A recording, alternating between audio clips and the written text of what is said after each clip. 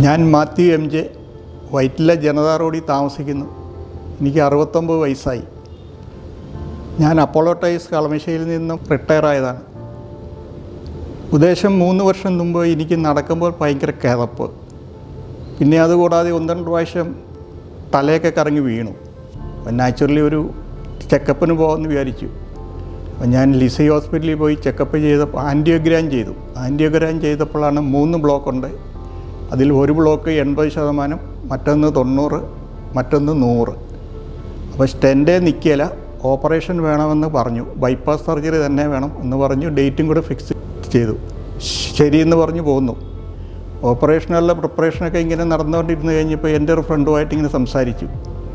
അപ്പം പുള്ളി പറഞ്ഞു, ഇനി 40 ദിവസം സമയമുണ്ട്, ഓപ്പറേഷനുണ്ട്. അതിനിടയ്ക്കൊരു നിങ്ങളൊരു കാര്യം ചെയ്യും, ഇന്ദിരാഗാന്ധി ആശുപത്രിയിൽ അവിടെ ഒരു ബോർഡ് വെച്ചിട്ടുണ്ട്, പുതിയ ECP എന്ന്, അങ്ങനെ എന്തോ. പുള്ളിക്ക് എൻ്റെ കറക്റ്റ് പേരറിയില്ല. ECP എന്താ ഉണ്ടായി. അപ്പോൾ നിങ്ങളൊന്ന് പോയി അന്വേഷിക്കും, പറ്റിയാൽ ചെയ്ത്, ഇല്ലെങ്കിൽ വേണ്ട, ജസ്റ്റ് പോയി അന്വേഷിക്കുന്നതിന് കുഴപ്പമില്ലല്ലോ എന്ന് പറഞ്ഞു.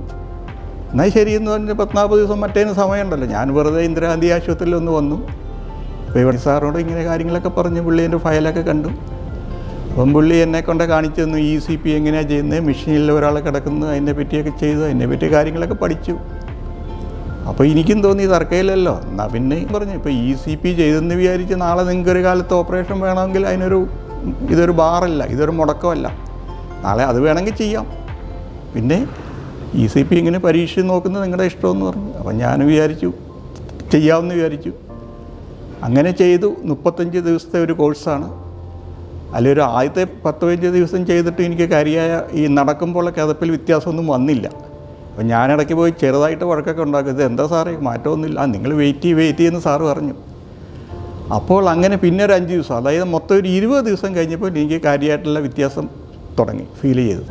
നടക്കുമ്പോഴുള്ള കിതപ്പൊക്കെ കുറഞ്ഞു. പിന്നെ ആ കോഴ്സ് കംപ്ലീറ്റ് ആക്കി. 35 ദിവസം കംപ്ലീറ്റ് ആയി. അപ്പോൾ എനിക്ക് നല്ല ഫീലിംഗ് ഉണ്ടായി. നടക്കുമ്പോൾ കിതപ്പില്ല. പിന്നെ ഇടയ്ക്ക് ഞാൻ ഈ എക്കോ ടെസ്റ്റൊക്കെ ചെയ്യും, ഈ ഹാർട്ടിൻ്റെ പമ്പിങ് അറിയാൻ. അപ്പോൾ എക്കോയിൽ EF, അതായത് ഇജക്ഷൻ ഫാക്ടർ 75 ആണ്. അപ്പോൾ ഞാനത് പല ഡോക്ടേഴ്സിനെ കാണിച്ചപ്പോൾ അത് കൊള്ളാം, നല്ല ഗുഡ് സൈനാണ്, നല്ല ejection factor 75 is very good. അപ്പോൾ ഇതിൻ്റെ ഫലമായിട്ട് അപ്പം ഈ ഇജക്ഷൻ ഈ ബ്ലഡ് സർക്കുലേഷനൊക്കെ കൂടി എന്നൊക്കെ പറഞ്ഞു. പിന്നെ ഇത് കൂടാതെ സാർ പ്രത്യേകം പറഞ്ഞു, ഇത് കൂടാതെ ഒരു കാര്യങ്ങൾ ചെയ്യണം, നിങ്ങൾ കാർഡിയോളജിസ്റ്റ് പറയുന്ന മരുന്ന് കഴിക്കണം, എക്സസൈസ്, കാർഡിയാക് എക്സസൈസ് നടത്തും. ഇത് 3 കറക്റ്റായിട്ട് ചെയ്തു. പിന്നെ അങ്ങനെ കാര്യമായ പ്രശ്നമൊന്നും ഉണ്ടായില്ല. പിന്നെ ഇത് കൂടാതെ ഇത് ചെയ്ത് 2 കൊല്ലത്തിന് ശേഷം, അതായത് ഇപ്പോൾ ഒരു കൊല്ലത്തിന് മുമ്പോൾ ഞാനൊരു ബൂസ്റ്റർ ഡോസ് കൂടെ ചെയ്തു, ഒരു 10 ദിവസത്തെ. 10 ദിവസം ബൂസ്റ്റർ ഡോസ് ചെയ്തപ്പോൾ ഇപ്പം ഐ ആം വെരി ഹാപ്പി. ആരോഗ്യവാനാണ്, ഒരു പ്രശ്നമില്ല. ഇപ്പം എല്ലാ കാര്യത്തിലും പങ്കെടുക്കുന്നുണ്ട്, എന്നെ വീട്ടിൽ സഹായിക്കുന്നുണ്ട്, സന്തോഷമുണ്ട്.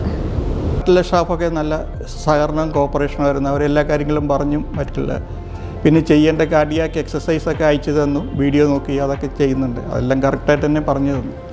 പിന്നെ ഇടയ്ക്കിടയ്ക്ക് അവർ വിളിച്ച് എന്തെങ്കിലും പ്രോബ്ലം ഉണ്ടോ എന്നൊക്കെ ചോദിക്കാറുണ്ട്.